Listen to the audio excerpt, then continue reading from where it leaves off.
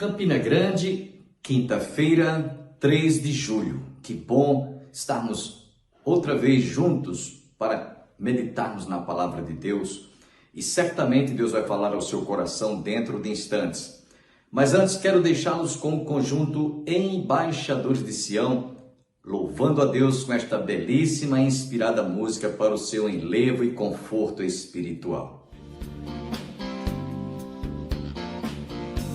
Desatem os lábios e falem de Cristo. Proclame a esperança que Cristo vos deu. O amor tão profundo que veio salvar-vos. Foi Deus quem vos deu e jamais terá fim. Olhem com amor a todo perdido. Mostrem que Jesus é a solução. Diz pra teu irmão, Jesus te ama. Ele é a luz, a vida e o perdão. O Evangelho está se expandindo, e eis que vem cedo o Filho de Deus. Ninguém vai dizer que nunca falaram que Cristo é o caminho e a solução. Olhem com amor a todo perdido. Mostrem que Jesus é a solução. Diz pra teu irmão, Jesus te ama. Ele é a luz, a vida e o perdão.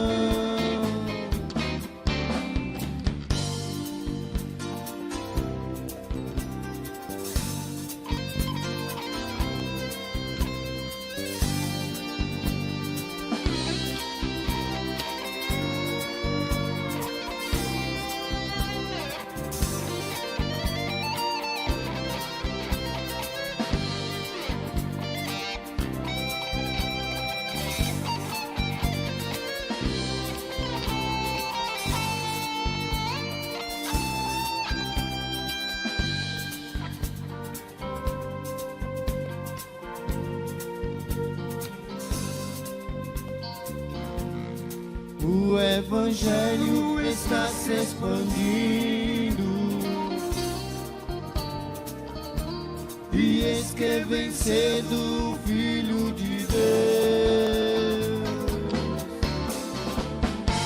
Ninguém vai dizer que nunca falaram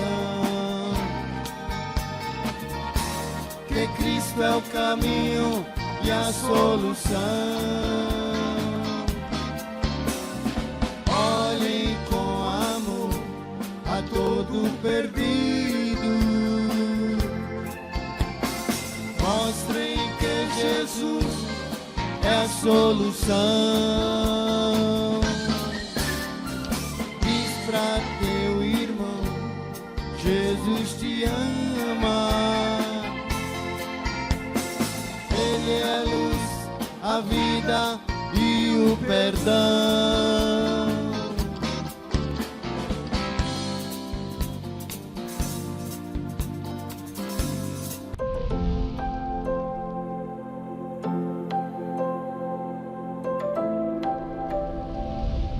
Efésios 4:32. Todos. Antes, sede uns para com os outros, benignos, compassivos, perdoando-vos uns aos outros, como também Deus em Cristo vos perdoou. Pai, queremos nesse momento agradecer-te por estarmos outra vez nos átrios da tua casa. Obrigado por esta manhã tão agradável, neste clima de inverno que nos faz bem à saúde. Obrigado pelos irmãos que subiram à tua casa nessa manhã. E agora suplicamos que o Senhor fales ao nosso coração através desta Escritura, de tal maneira que nós possamos sair deste santuário com os nossos corações profundamente comprometidos com esse tema que nós falaremos dentro de instantes. Pedimos-te que tu nos dê a graça, a unção, o conhecimento, a sabedoria das Escrituras, para que possamos aplicá-la em nossos corações. Abençoe cada irmão, cada família que está aqui representada, em nome de Jesus. Amém. Podem sentar. Meus irmãos, eu queria dizer para vocês que Deus, esta semana passada, me deu uma palavra para trazer nessa devocional, e ela não vai ser concluída hoje, porque o tempo não permite. Mas nós vamos, à proporção que formos desenvolvendo o assunto, vamos ficar devendo a continuidade e a conclusão para a próxima pastoral no domingo que vem.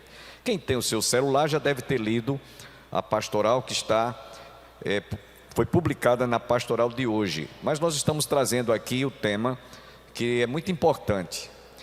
Para mim foi muito importante, porque eu comecei a fazer uma série de avaliações na minha vida, como cristão, não é apenas como pastor, como marido e como pai. Porque a gente às vezes pensa, diante do tema que eu vou falar aqui, 7 motivos que impedem de sermos perdoados. 7 motivos que impedem de sermos perdoados. E às vezes a gente pensa que essa atitude comportamental quanto a pedir ou receber perdão está no nosso relacionamento com relação às pessoas onde a gente trabalha, onde a gente estuda, a vizinhança, mas às vezes está dentro da nossa própria casa. O relacionamento estremecido entre marido e mulher, o relacionamento estremecido entre pais e filhos, entre irmãos de uma mesma família. Então nós precisamos de começar a aplicar isso dentro do nosso relacionamento, dentro da nossa própria casa. Daí o motivo desta prédica, 7 motivos que impedem de sermos perdoados. E o texto que lemos, ele é muito propício para o tema, porque Paulo está falando aqui que nós devemos ter uma atitude comportamental uns para com os outros. Esse uns para com os outros está relacionado tanto no nosso relacionamento familiar como extrafamiliar, no trabalho, onde você estiver. Então Paulo diz aqui: antes sede uns para com os outros benignos, compassivos. Aí vem o verbo perdoar, perdoando-vos uns aos outros, como também Deus em Cristo vos perdoou. A doutrina, meus irmãos, de perdoar, ela não tem tempo para você dizer que não precisa mais de perdoar porque já perdoou. Porque se você perdoou alguém no passado, obviamente você precisa também de, no momento, no presente, perdoar alguém que tenha lhe causado alguma ofensa, ou no futuro. Então, esse verbo perdoar, ele é presente e contínuo. É no gerúndio, né? No português. Nós temos aqui a professora de português, Isabel, temos a irmã Aurizete, temos a irmã Alessandra, né? Então, o verbo perdoar, poderíamos conjugá-lo no presente indicativo, mas também no gerúndio, quer dizer, eu preciso sempre de perdoar alguém que me faça uma ofensa, assim como Deus em Cristo Jesus nos perdoou a nós. E outra coisa, o problema do perdão é um problema espiritual, irmãos. Não pense que é um problema moral. É um problema espiritual, que às vezes a pessoa está num estágio bem baixo, mas que precisa de crescer e aprender em saber perdoar. Eu não posso ficar achando que eu já perdoei o suficiente. Eu já tenho uma noção da dimensão do perdão, portanto eu não preciso mais de perdoar. Puro e ledo engano. Então é um problema espiritual, e não se trata de uma questão de gênio, de temperamentos, fleumático, sanguíneo, colérico ou melancólico. E geralmente a gente pensa que uma pessoa que tem dificuldade de perdoar é uma pessoa colérica, é uma pessoa sanguínea. Puro e ledo engano. Obviamente eles também têm dificuldade às vezes de perdoar, mas o melancólico, a pessoa que tem um temperamento diferente do colérico, do sanguíneo, ele também está vulnerável a, às vezes, não saber perdoar. Então é um problema espiritual. É um problema espiritual. Estamos vendo que, não pense que somente quem é melancólico, ou que não seja uma pessoa que tem um temperamento colérico ou sanguíneo, ele também não seja vulnerável a não saber perdoar. Então, existem pessoas, meus irmãos, que têm um temperamento vulnerável, e outros que não têm esse temperamento vulnerável a perdoar, que estão no mesmo patamar, no mesmo nível. É comum a gente encontrar pessoas portadoras de um temperamento melancólico, que são muito difíceis de perdoar, têm muita dificuldade de perdoar. E eu quero dizer, repetindo, isso às vezes acontece entre marido e mulher. A esposa não tem um coração assim flexível para: fulano, me perdoe, ou no mínimo pedir desculpas quando faz alguma coisa errada. E não é preciso esse casamento, meus irmãos, ser um casamento que ele tenha... Eu já falei isso aqui para vocês, que todo casamento tem um dos cônjuges um temperamento distinto e diferente um do outro. Às vezes o temperamento do marido é colérico, da mulher é melancólico, às vezes o temperamento de um é sanguíneo, e assim por diante. Então, o problema do relacionamento, como saber perdoar, começa no relacionamento entre marido e mulher. Na família, no casamento, entre os melhores amigos, entre as pessoas de sua confiança, entre pessoas que você desfruta de uma amizade sincera, podem acontecer relacionamentos estremecidos por falta de perdão. Às vezes, meus irmãos, a dificuldade de se perdoar é fruto de situações de relacionamentos estremecidos, intrigantes, de relacionamentos facciosos, jactanciosos, que termina por falta de humildade, por parte de quem não sabe perdoar. Então, é importante você saber que às vezes uma inimizade é causada por fofocas, fuxico, e que a pessoa, ao ouvir, às vezes um bullying que alguém jogou e tem contra você, pode criar um sentimento de você encontrar dificuldade de perdoar quem lhe ofendeu. Uma coisa simples, uma fuxicagem, uma brincadeira, um bullying.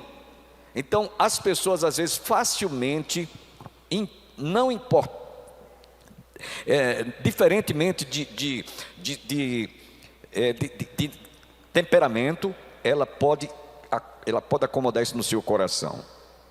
Então isso também, por falta de ser por ser um problema espiritual, muitas vezes também é um problema de egoísmo, amor próprio. Fulano fez isso comigo, fulana disse isso comigo, eu não tenho condições de esquecer, eu não posso perdoar o que essa pessoa fez ou disse comigo. Então isso é um problema espiritual, que às vezes desemboca no egocentrismo,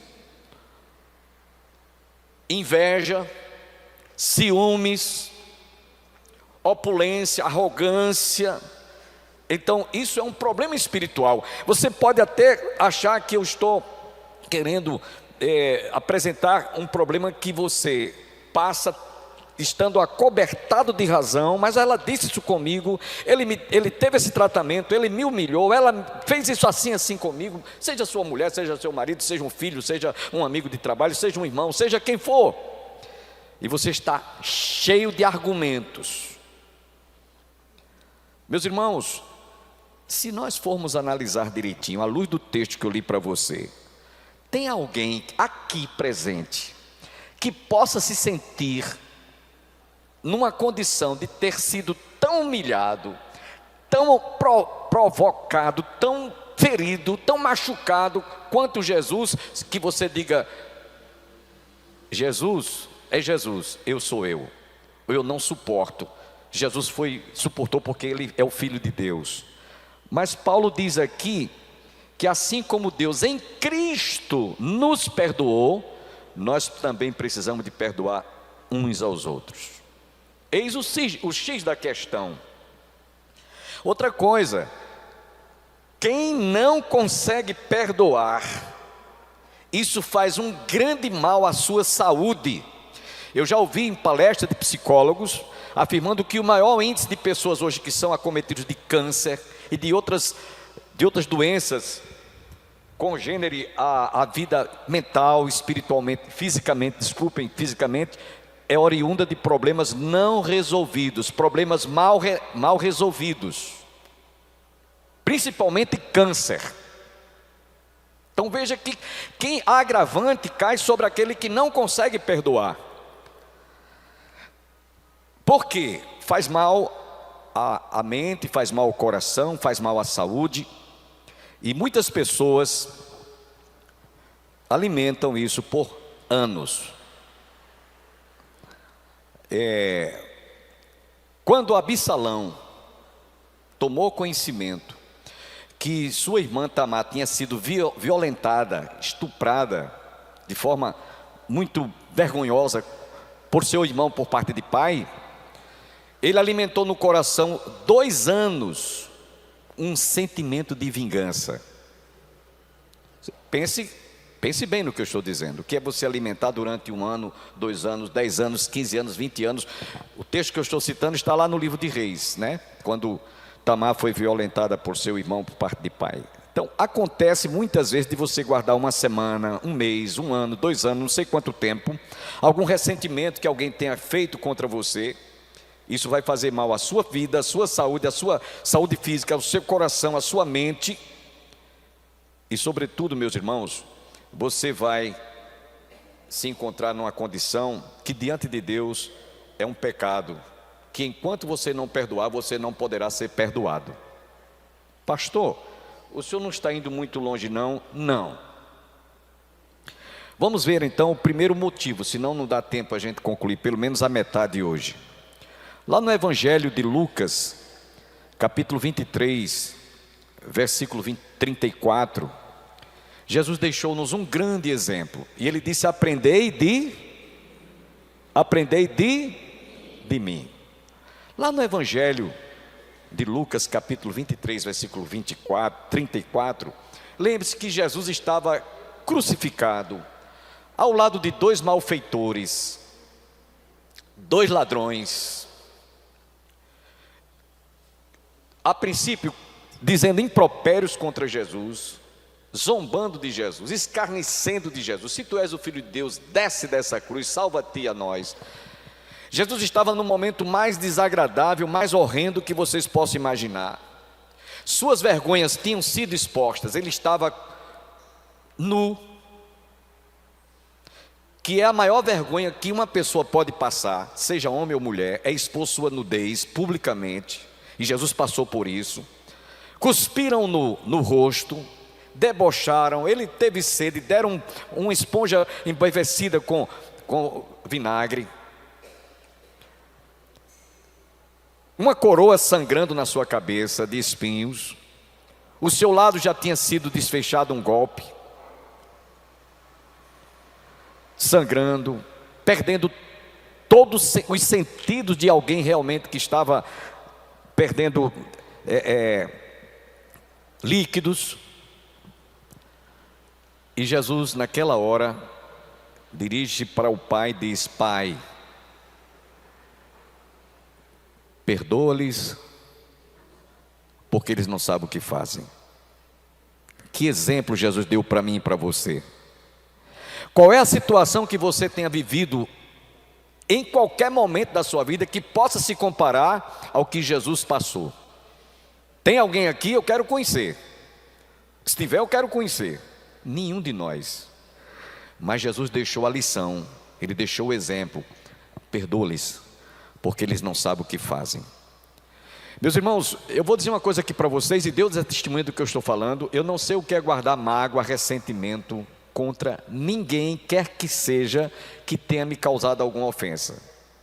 Eu poderia contar aqui alguns exemplos de razões que eu tinha e que eu tive no passado, e que cheguei para a pessoa que estava para ser julgada e condenada a uma disciplina. Eu disse: está perdoado. Por mim, essa pessoa não será disciplinada. Dispense a disciplina dessa pessoa. E essa pessoa tinha até me jurado de morte. Eu vou citar apenas o exemplo, mas não vou citar o nome do santo. Isso aconteceu na minha vida, num momento muito difícil. E a pessoa ia ser disciplinada, porque tinha levantado uma calúnia contra mim. Eu disse: está perdoado. Por mim, vocês não aplicam disciplina nenhuma. Está perdoada. Por que eu citei isso? Porque eu ouvi e li lá no Evangelho de Mateus, capítulo 6, Jesus falando, capítulo 5, versos 11 e 12: Bem-aventurados sois vós, quando por minha causa vos injuriarem, vos perseguirem, e mentindo disserem todo mal contra vós. Regozijai-vos e alegrai-vos, porque é grande o vosso galardão nos céus, porque assim como perseguiram os profetas que viveram antes de vós, assim perseguirão a vós outros. Então, irmãos, pelo menos essa é a minha experiência. Longe de mim guardar mágoa, raiz de amargura, ressentimento, ódio contra quem quer que seja que tenha me ofendido, seja por ações, atitudes, palavras ou obras. Eu não interesso, entrega ao Senhor.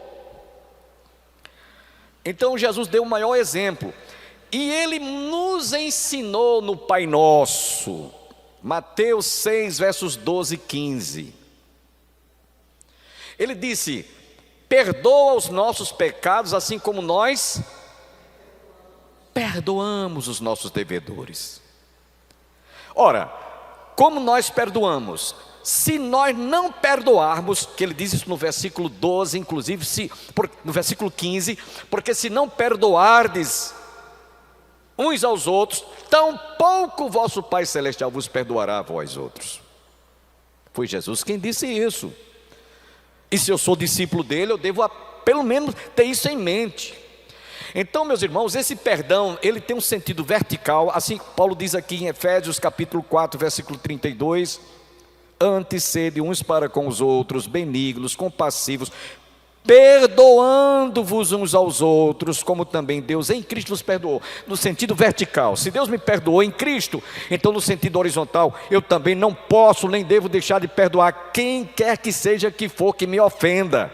Você pode ficar triste? Posso, mas jamais ter aquele sentimento irascível de não perdoar. Eu vou contar aqui uma história que aconteceu aqui na igreja. Inclusive ele não está presente, mas eu ouvi esse depoimento dele, esse testemunho que ele deu. Trata-se do irmão Luiz Silvestre. Se converteu. Ele não está aqui hoje de manhã, mas eu estou falando porque ele deu esse testemunho publicamente. Ele estava se preparando para se batizar. E como nós sempre fazemos uma entrevista, a gente pergunta: você tem alguma inimizade, alguma intriga, alguém que... Ele disse: tenho, pastor. Eu tenho. E está muito difícil de eu perdoar. Eu disse: o que foi, irmão? Foi uma pessoa que tirou a vida do meu irmão, derramou meu próprio sangue, e eu não tenho condições, pastor, de perdoar. Eu digo: então, irmão, você, enquanto tiver com essa mágoa no seu coração, aguarde, vamos ficar orando. E outra coisa, quando o senhor sentir o desejo de procurar essa pessoa e de perdoá-la, me procure que eu vou com o senhor. É uma oportunidade grande do senhor dar um testemunho para essa pessoa de que agora o senhor é uma nova criatura, que o senhor é um cristão, que o senhor nasceu de novo, etc, etc. Ele disse: pastor, está muito difícil. Eu digo, por quê? Porque ele matou meu irmão, derramou meu sangue, meu próprio sangue, e foi embora para o sul. Ninguém sabe onde ele está, o paradeiro dele, se ele está vivo, se ele morreu, se ele está em São Paulo, se ele está no Rio de Janeiro. Eu digo, mas mesmo assim, irmão, vamos aguardar. Vamos dar um tempo ao tempo. Então passou um tempo, não me lembro agora quanto tempo. E um dia ele me procurou. Disse, pastor, eu quero me batizar. Eu digo, você procurou o cidadão, já teve um encontro? Não, pastor. Mas eu quero lhe dizer, eu não sei se ele está vivo, eu não sei onde ele mora, eu não sei do destino paradeiro dele. Ele tirou a vida do meu irmão e evadiu-se, foi embora para fugir de ser preso e ser condenado. Mas eu quero lhe dizer uma coisa, pastor. Se eu me encontrasse com ele agora, hoje, aqui, frente a frente, eu sou capaz de chegar para ele e dizer, olha, você derramou o sangue do meu irmão, trouxe uma tristeza a toda a família, nós ficamos abalados, mas eu quero dizer que por causa do sacrifício de Jesus, derramado e consumado na cruz do Calvário, eu posso dizer que eu estou em condições de perdoar. Eu quero agradecer a você, internauta, telespectador da TV Master, TV a cabo Canal 20, que esteve conosco, e espero que você divulgue o nosso programa. Como tenho falado aqui, muitas pessoas não sabem que o programa Opção para a Vida continua no ar, através da TV Master, TV a cabo Canal 20 e do YouTube. Inscreva-se se você ainda não é inscrito. Quero também fazer um apelo àquelas pessoas que puderem nos ajudar a manter este programa no ar. Você poderá fazer de duas formas, orando, e contribuindo, intercedendo para que Deus continue nos dando este espaço, esta oportunidade. Nós estamos vivendo momentos muito difíceis em nosso país, onde as nossas liberdades estão se esvaindo. Então aproveitamos este momento e fazemos um apelo a você, nos ajudar a continuar no ar, não sabemos por quanto tempo.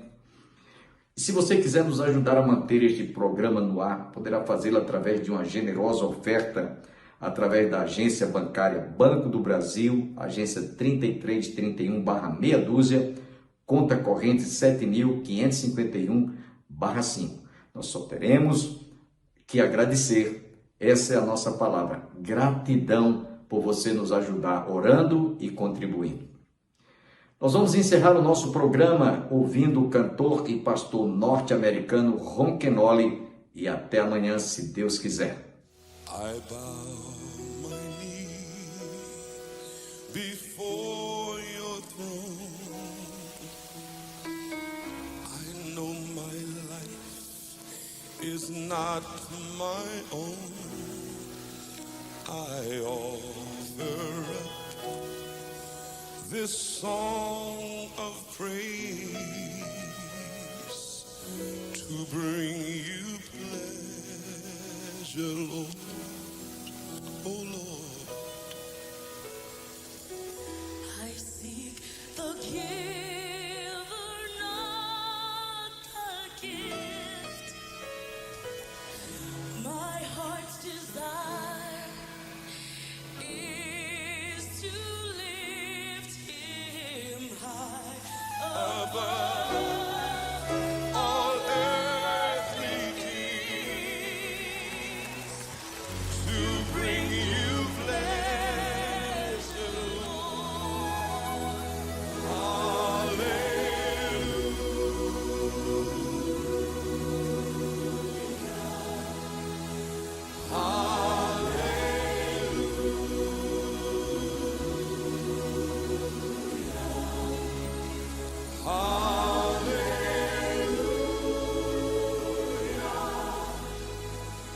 Glory to the King.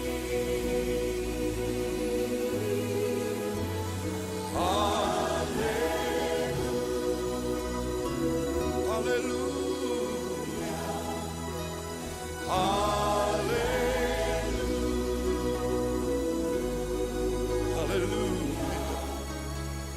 Hallelujah. Glory to the King.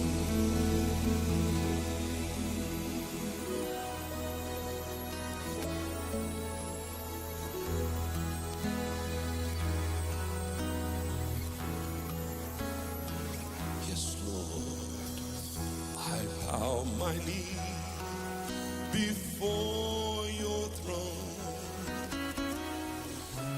I know my life is not my own. Lord, I offer up this song of praise to bring you pleasure, Lord. I seek the giver, not the gift.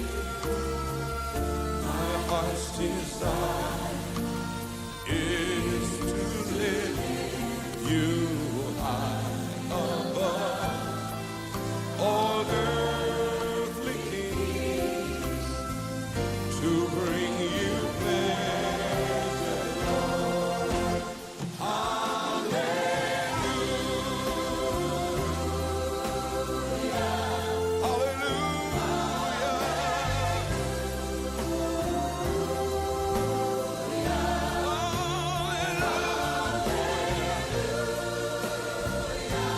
glory, glory to the King.